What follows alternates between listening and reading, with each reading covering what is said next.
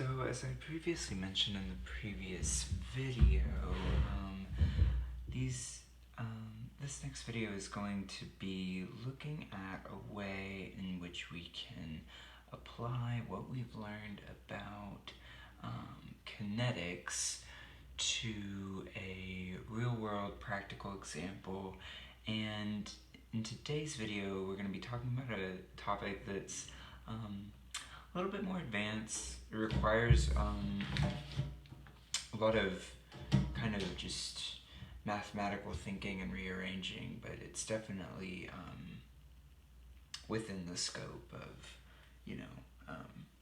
reaction kinetics and, everything that we've learned thus far. So what we're going to be talking about today is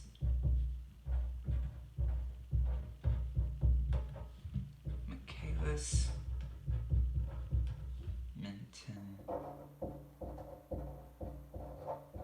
enzyme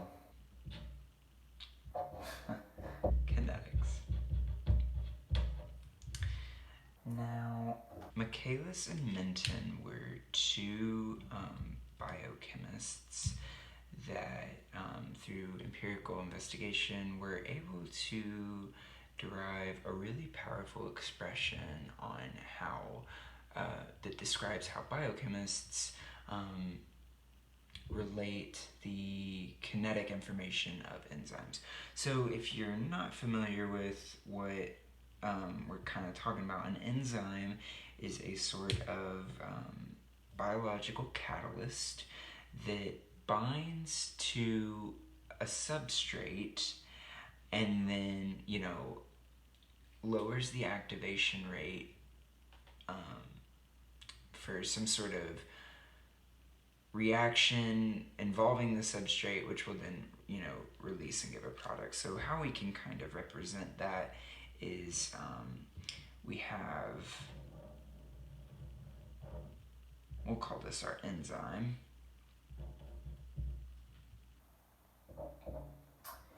And we have a substrate.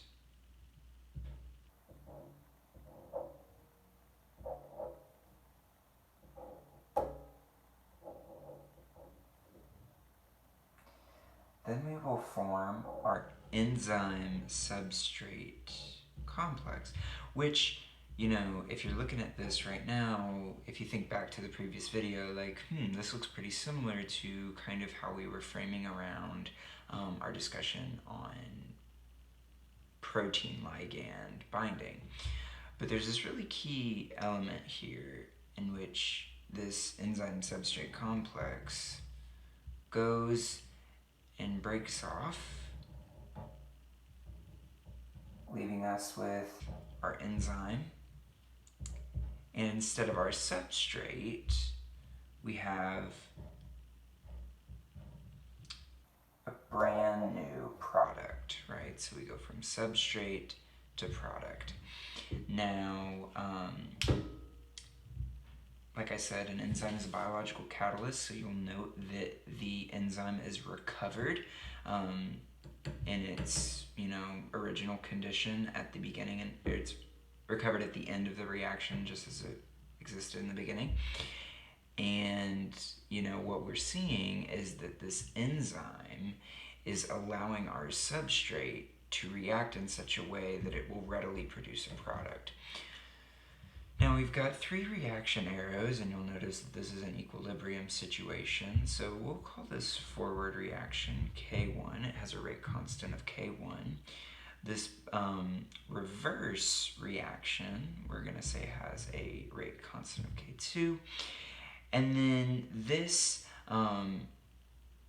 enzyme substrate complex, when it produces product, we're going to assume that it goes to completion and produces product. Now, what Michaelis and Menten called this sort of setup, there's a few key assumptions, and I'll get into those momentarily.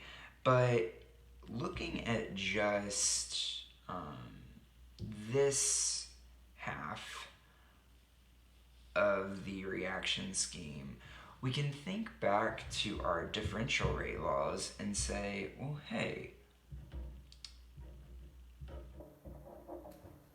the rate at which this product gets produced is going to be equal to some value. We'll call it V. So V is our rate, and that is also equal to the rate constant times the concentration of the enzyme substrate complex, right? Because we're just looking at this half of the reaction scheme, and this is first order. So this is a really important relation, and I'm going to go ahead and call this, we'll call it equation 1. Now, there's this thing called the steady state assumption. Okay. And so this is really key and was fundamental to Michaelis-Menten's postulation, you could say. What this is saying is that the rate at which the enzyme substrate complex is formed is equal to the rate at which it is dissociated in some way. So how can we kind of say that more mathematically rigorous? Well, we could say that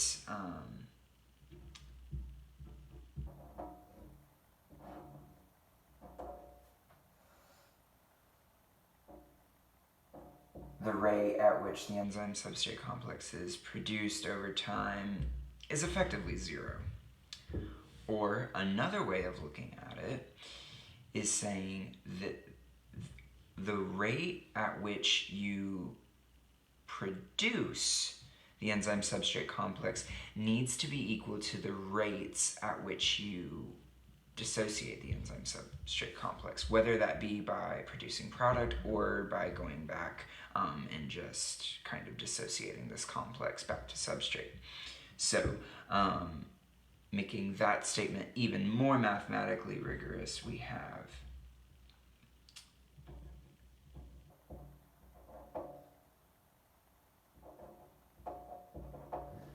so this is our rate law for just moving in this direction on this half. So this is our rate law for the association with the enzyme and the substrate coming together.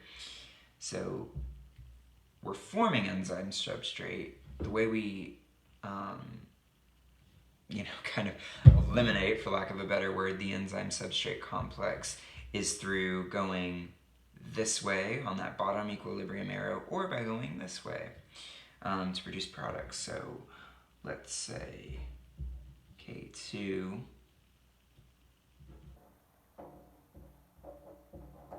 yes plus K3. All right. And just pulling out the concentration of the ES out of that, you get K2 plus K3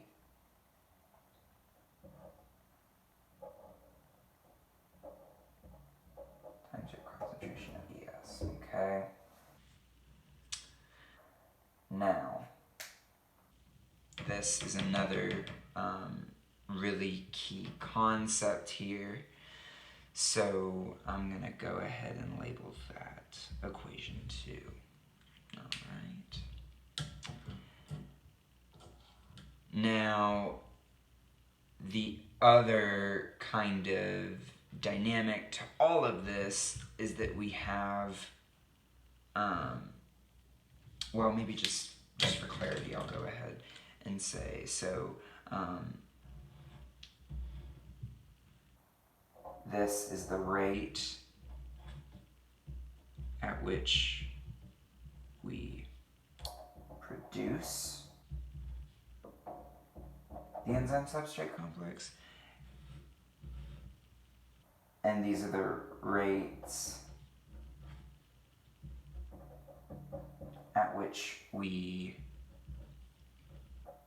get rid of the enzyme substrate complex. And so the steady state assumption is just saying, okay, the rate at which we get rid of it is equal to the rate at which we produce it. Okay? So final word on that. The other important concept here is the Michaelis constant. Okay.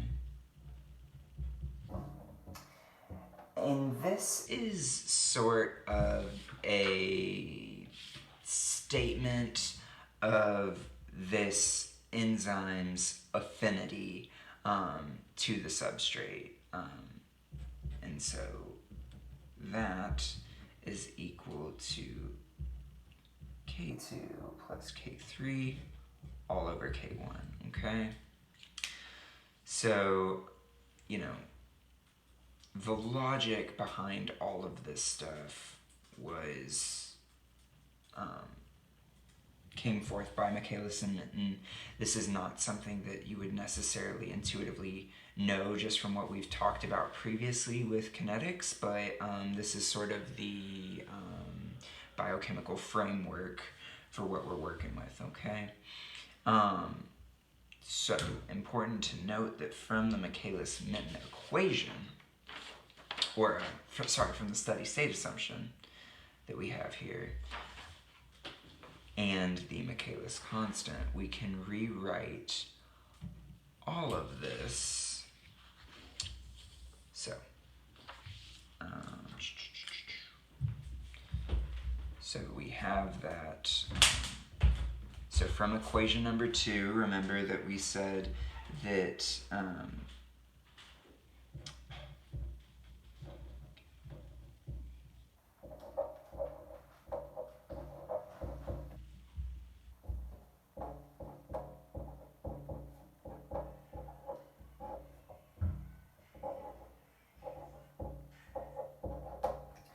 right? So we said this, and so just, you know, kind of keep it on the back burner here, the Michaelis constant.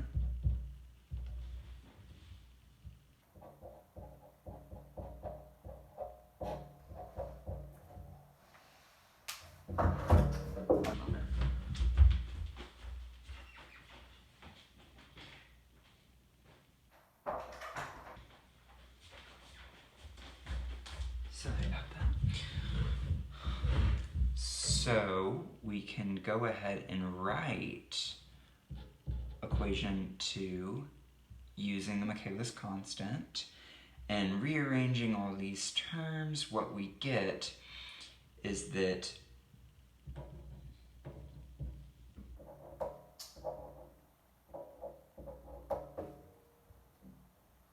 concentration of free enzyme and the concentration of substrate over the Michaelis constant is equal to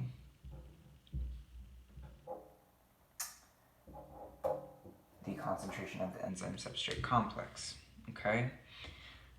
So,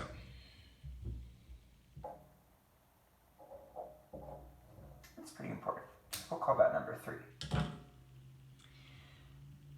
Now, you know, looking at this and looking at equation 1, you might be thinking to yourself, oh, okay, great. So now we have a way of relating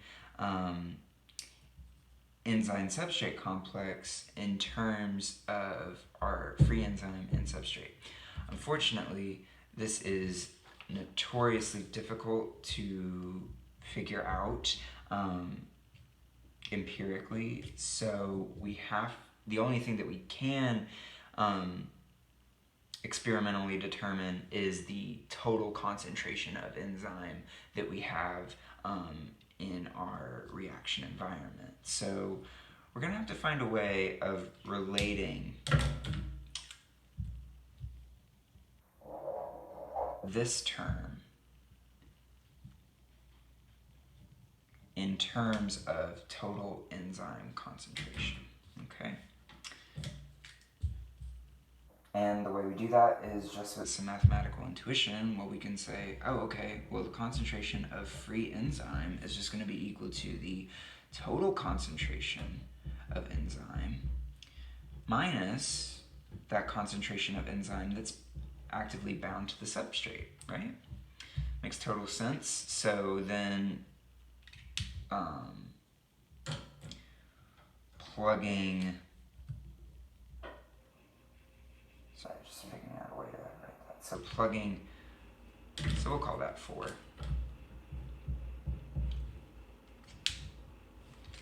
And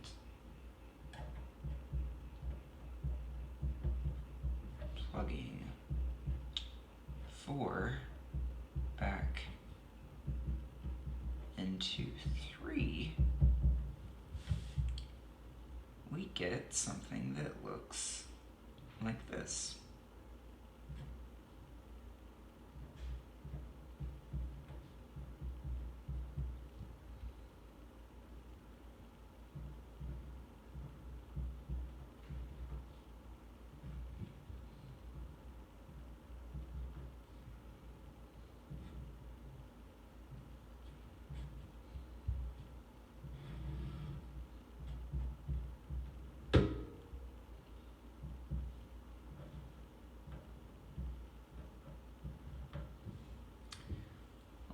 Great.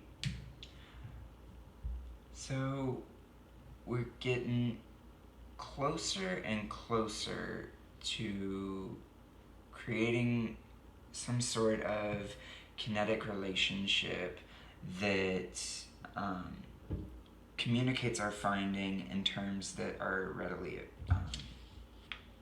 easy to analyze experimentally, right? Because as I had mentioned, it's hard to experimentally determine like what the concentration of the enzyme substrate complex is. It's hard to experimentally determine what the concentration of free enzyme is in our reaction environment. The only thing that we can be certain of is the concentration of total enzyme in our reaction environment. So what we are now going to do is a little bit of just algebraic rearrangement. So we're going to multiply Km on both sides.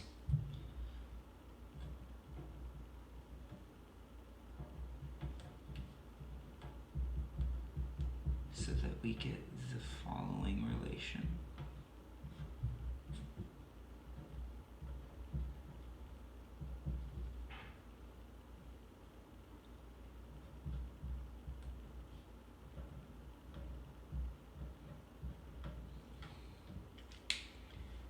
Okay.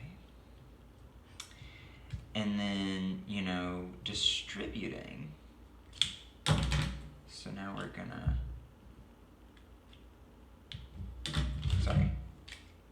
forget I used green to show algebra stuff. Distributing this out.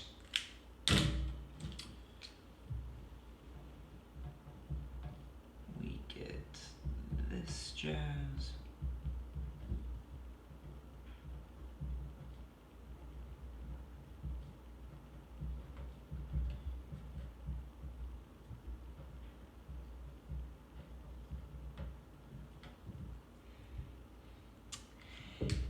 And then upon further rearrangement, we are going to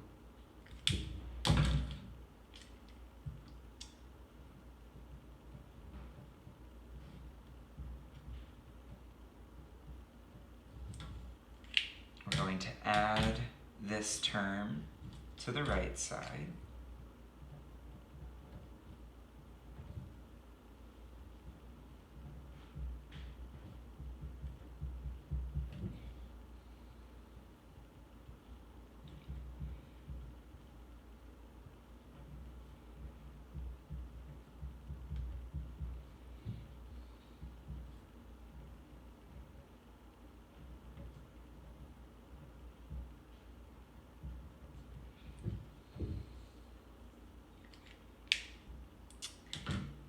And then now what we can do is solve for this now in terms of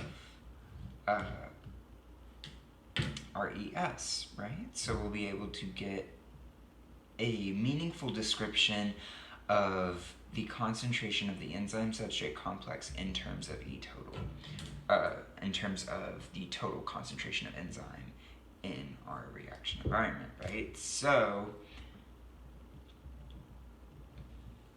therefore,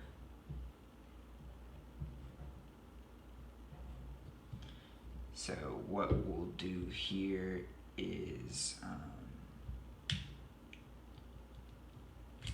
just some, algebraic rearrangement, really.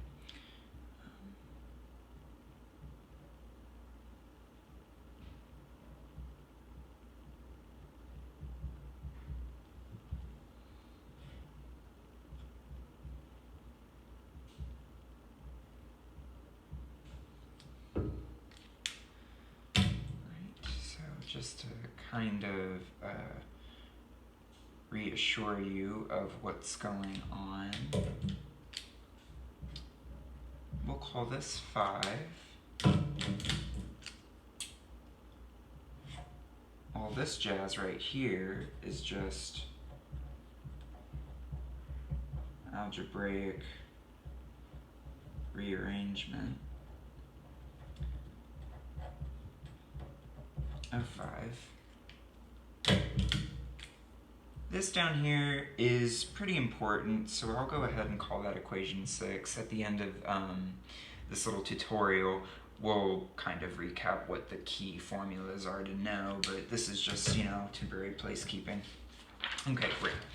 So we have now made an expression of the enzyme substrate concentration in terms of something that we can empirically know, which is the total enzyme concentration and the substrate concentration. So what we will then do is take equation 6 and plug that in to what we know in equation 1, right? So, just kind of rearranging here.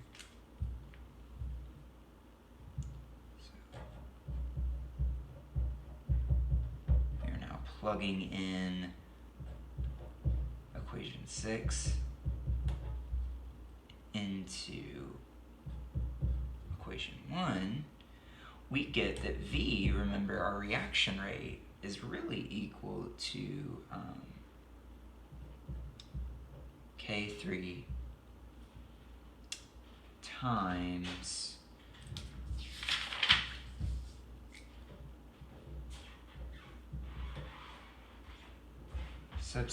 substrate concentration times the total concentration of enzyme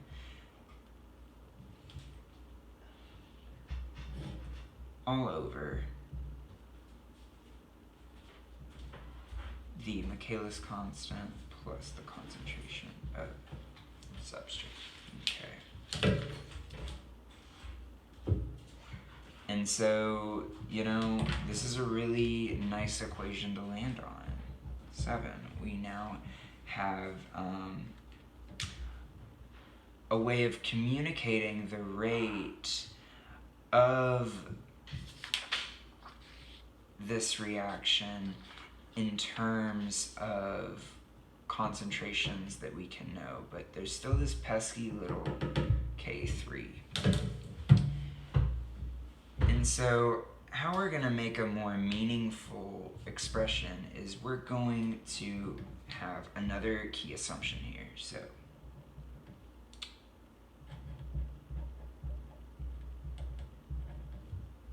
assume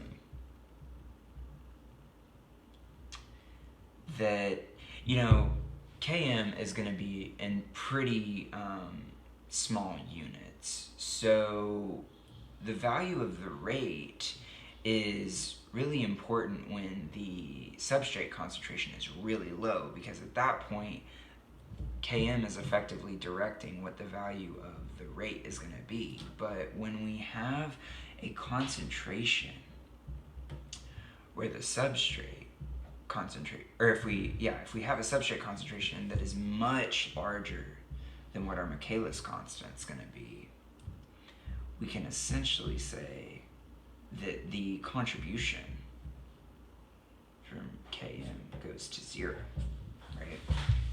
And so what that's going to look like is rate equals total enzyme concentration times S, concentration of substrate, over the concentration of substrate. So, if you're at home and you're still a little confused, our Km went away because we assumed that we're considering the case where the substrate concentration is much larger than Km, such that V is effectively equal to this. Now, we've got like terms on top and bottom, so we can go ahead and cancel those out.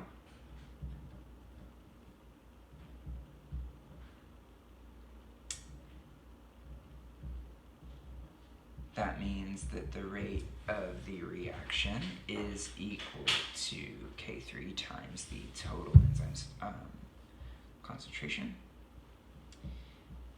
And at this point, when there's this much substrate in the in solution in the reaction environment, call it what you will, we call that, we say that the concentration, or the substrate is saturating.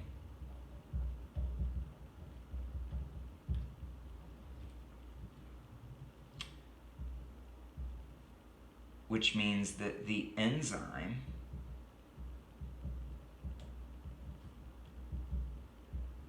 is at peak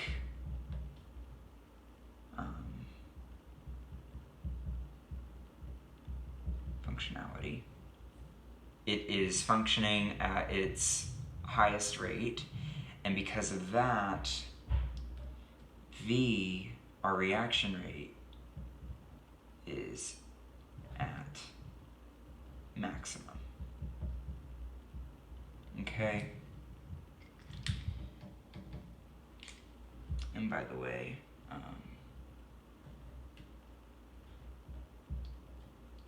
K3 at this point is called, it's, let me make sure, yeah, turnover number. Okay. If you're a little overwhelmed at home, don't worry. Again, we're gonna synthesize all this down because I know it's a lot of mathematical derivation, but the turnover number is kind of just a way of indicating how many substrate molecules one enzyme molecule can convert to product molecules per second. So I'll take that for what you will. Now,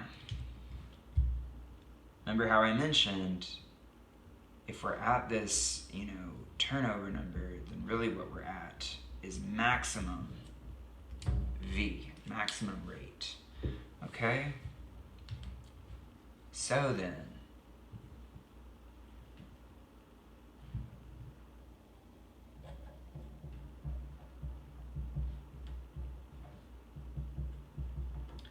plugging in to equation 7,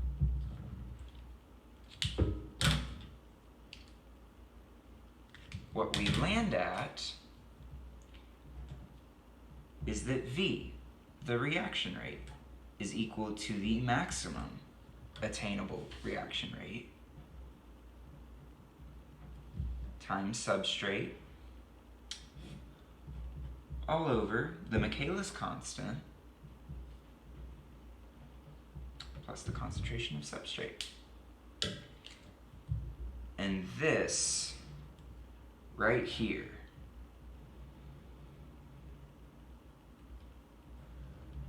is where we land at today. This is called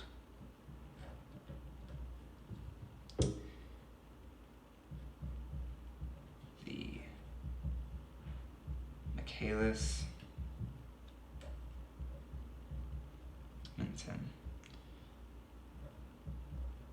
equation.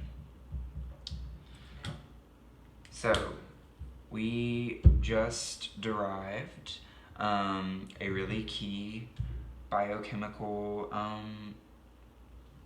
expression, so you should really be proud of yourselves. And as you can see, the algebra, the math behind it all was, at times maybe a little convoluted, but really, we were only rooted in concepts that we can associate with a general chemistry course. I mean, really, using some pretty key logical assumptions, we were able to go from, this expression and say like, well, hey, this isn't really like readily experimentally determinable, and work our way through to where we end up at the Michaelis-Menten equation. So just as a kind of summary of Michaelis-Menten enzyme kinematics,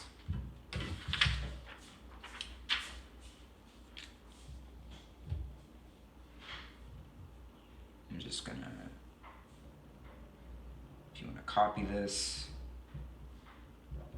it's just something that's easy to look at.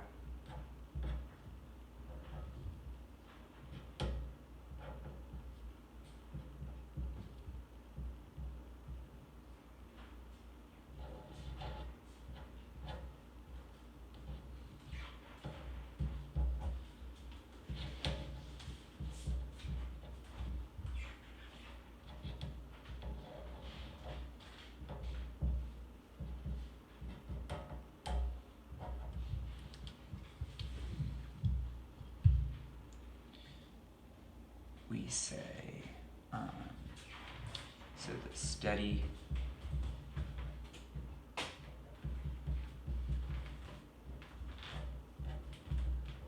state approximation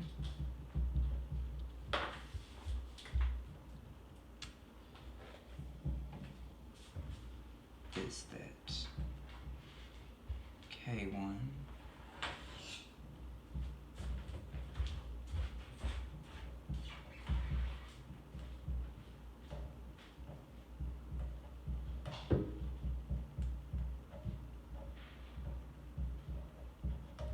this is what we said from the steady state approximation. We said that the Michaelis constant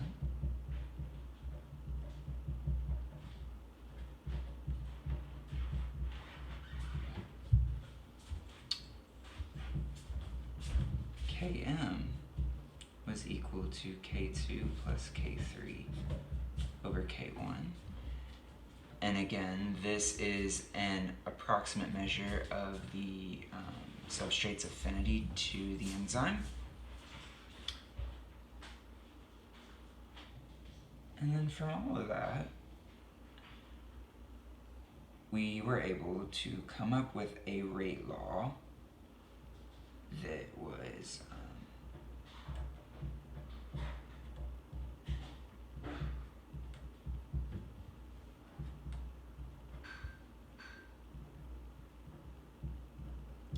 that looks something like this, and we said that really this rate is equal to the maximum attainable rate times substrate concentration over the Michaelis constant plus substrate concentration. All right. So again,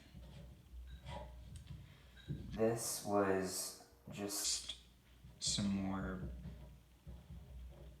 biochem intuition.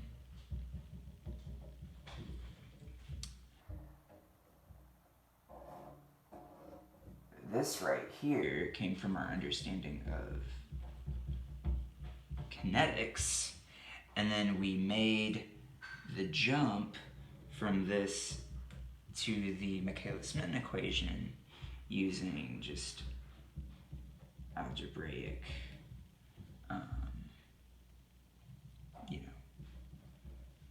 rearrangements. Anyway. And let's not forget that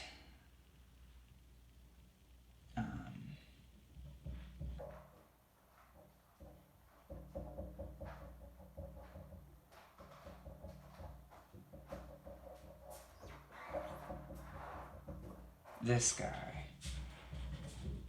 is called the Michaelis-Menten equation. All right, so awesome work today. We're now just going to look at a few example problems where we get to apply the Michaelis-Menten equation. All right.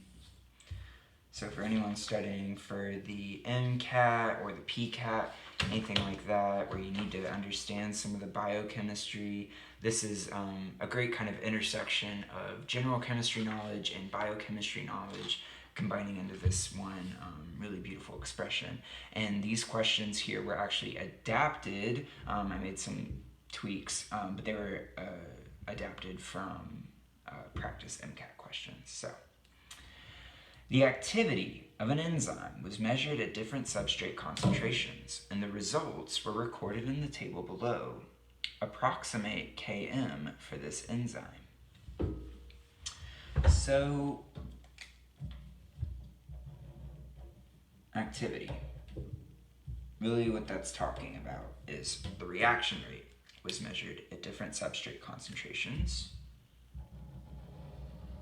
So, as you work through these problems, be sure that you're isolating, like, what are these operative words, like, what are they looking at, things like that.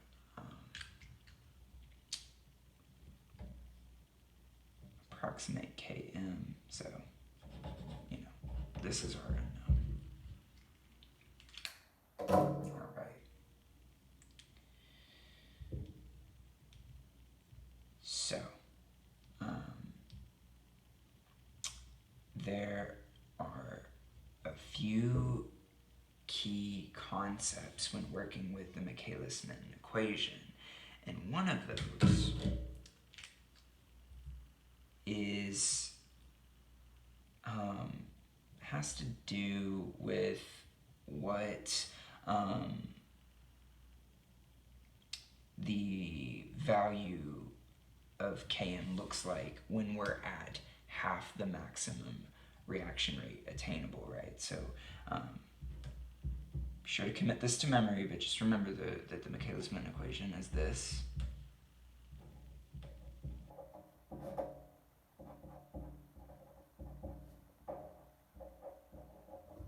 Right? And so what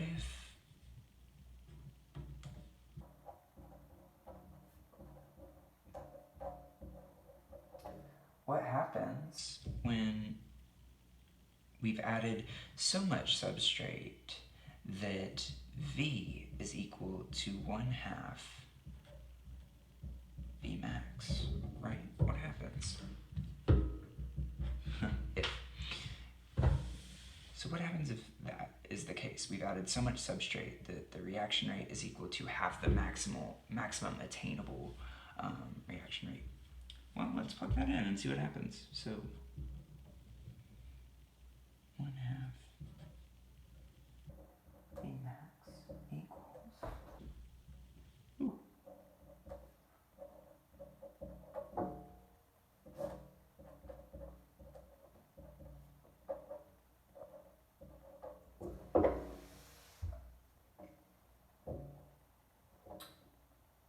So we've got V maxes on both sides, so those cancel out.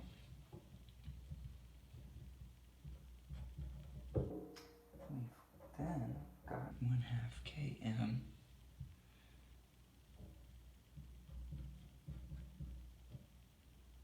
sorry folks.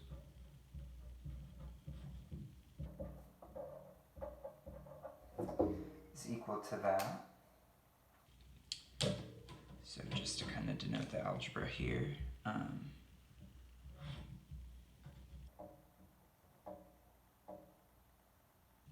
multiply both sides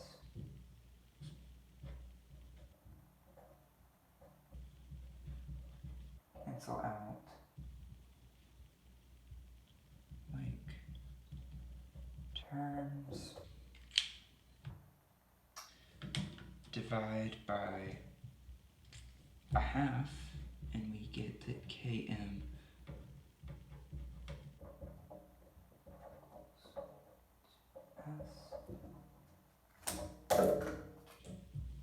so to get from here to here, we divide by a half, and then subtracting our s's on both sides, we get that Km equals the substrate concentration. Okay? So,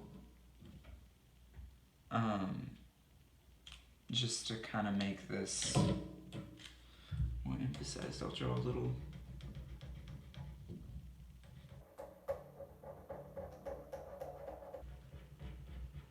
spiky bubble. So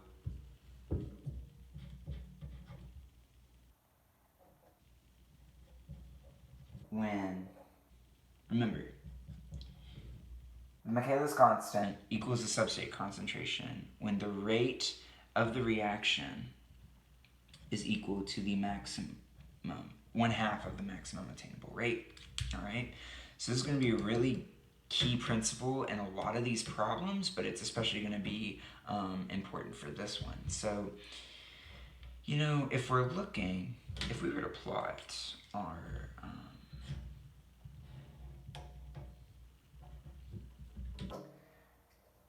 if we were to plot, you know, V with respect to time, what we're seeing is that it kind of tapers off. And so, you know, this could be, well, really, your x-axis needs to be substrate concentration. So as you add more and more substrate, your reaction rate looks like it's pretty much approaching this 100 value, right?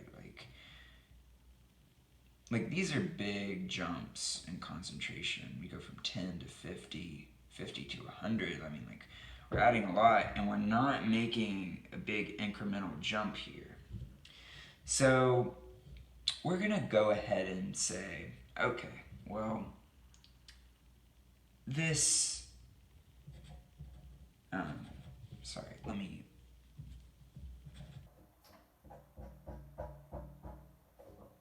just try to compartmentalize our work here.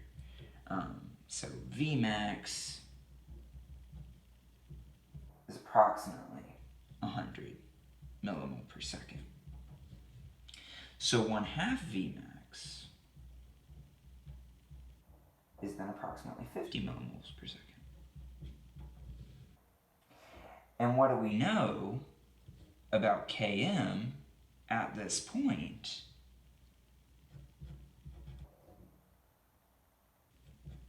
Is that right here, as we've previously noted, Km is equal to substrate concentration. Therefore, Km is equal to 0.5 millimole per second. And that is really how we do this problem, okay? So just really understanding graphical analysis, understanding like, look, this is tapering off, so it looks like our Vmax is around 100, so 1/2 of that is 50. Use the Michaelis-Menten relation and get that, okay?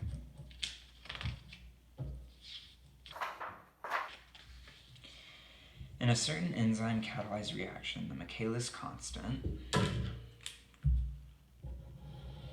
again, this is Km, was found to have a value of 8 micromolar and a maximum rate of 20 so boom, Vmax of 20 millimole per minute. What is the rate of the reaction when 8 times 10 to the negative 6 molar concentration of substrate? So let's just kind of break that down and say when S is equal to 8.0 micromolar. Oh, okay. So we're going to take our scientific notation and convert that into our unit prefix is present. What is the rate of reaction when substrate is this? So what do we know? Well, we know from the question provided that Km is equal to 8 micromolar. Substrate concentration is equal to 8 micromolar. And Vmax is equal to 20 millimoles per minute. But we know from our previous question that the only time that Km equals substrate concentration is when the reaction rate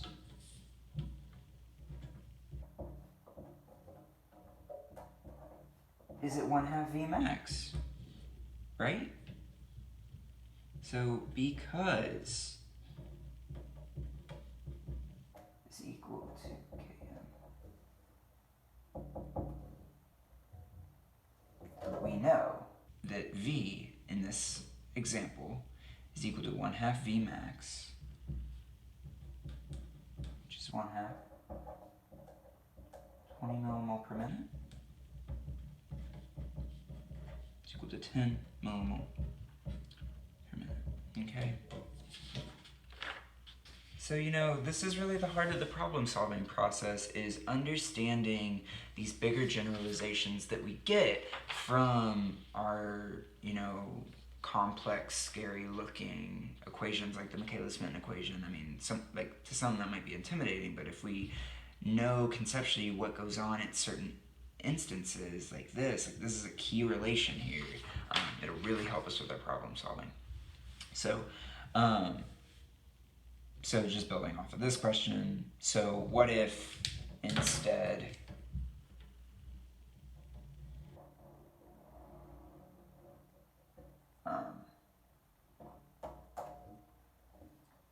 so for this, you're saying 800 micromolar is what the substrate concentration is. So we're, 100 times more concentrated in substrate. So you might be thinking to yourself, just generally, what is that going to look like from the Michaelis-Menten equation? Well, it means that we're going to get less of a contribution on the reaction rate from the Michaelis constant, and this is going to start growing. This is going to start growing, but so is this. And so that'll so we're going to get a value that's pretty close to Vmax, or just be thinking about that in your head, and then, whatever you calculate, if it's close to 20 millimoles per minute, you can say, okay, makes sense. So let's see what that looks like. So V equals Vmax.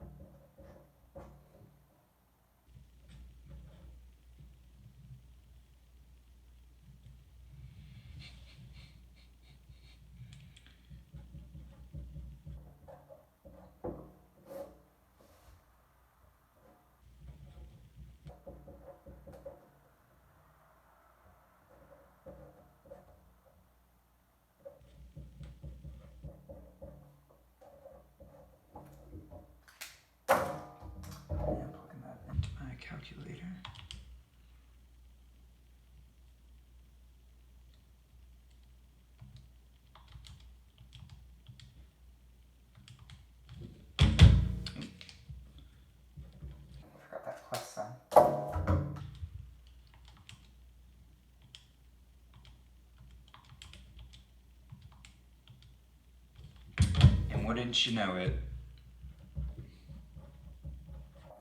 you get 19.8 millimole per minute, which is approximately 20 millimole per minute.